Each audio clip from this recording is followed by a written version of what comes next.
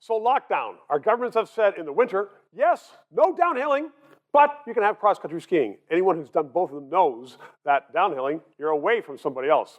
And now, just this past weekend, in the GTA, Greater Toronto area, there was a volleyball team, national team, on a beach. Cops there saying, you guys have to disperse. You can't play volleyball.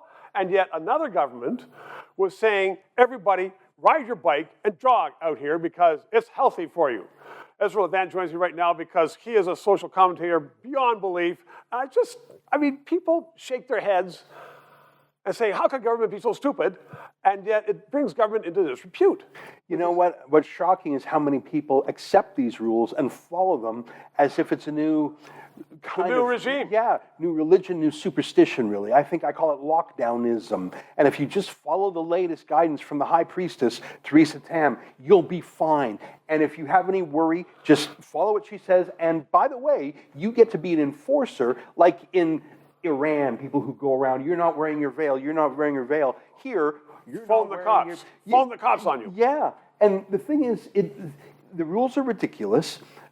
Many of them don't have a scientific basis. And if you look at the exemptions, you can see how hollow it is. For example, kids' sports, so important for so many reasons, exercise, team building, burn off energy. Yeah. They're generally banned in Ontario. But the NHL, they're allowed to play. In fact, they have special exemptions if they want to go out to sit-down restaurants. So is it really the problem is hockey or just these millionaires and owned by billionaires who can have their exemption? Same thing, churches.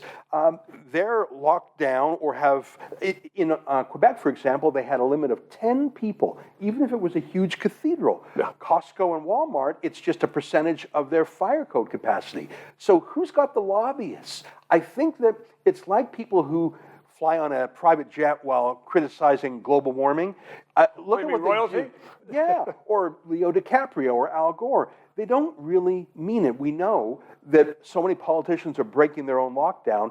It's obedience training. You're being conditioned based. The sillier the rule, the better, because if you'll actually do that, you've been well trained. It is obedience training. I haven't heard that before, but you're absolutely right. We are all being tested by the government, and for the most part, particularly in Canada, we're just giving it. We're just giving in. You know, I have a friend who came over from Turkey, and when she didn't want to wear her hijab, she was marginalized by her friends.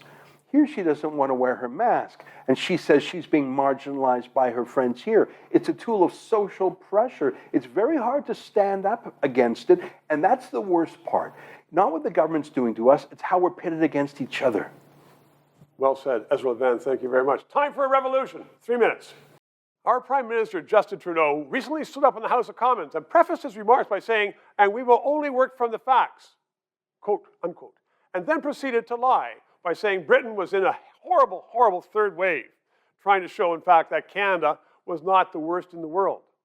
Britain, though, had vaccines. Canada did not. And this was not reported in the mainstream Canadian media, the media paid for by Justin Trudeau. All of which, I'm telling you, is that it's important to have this 3-minute interview.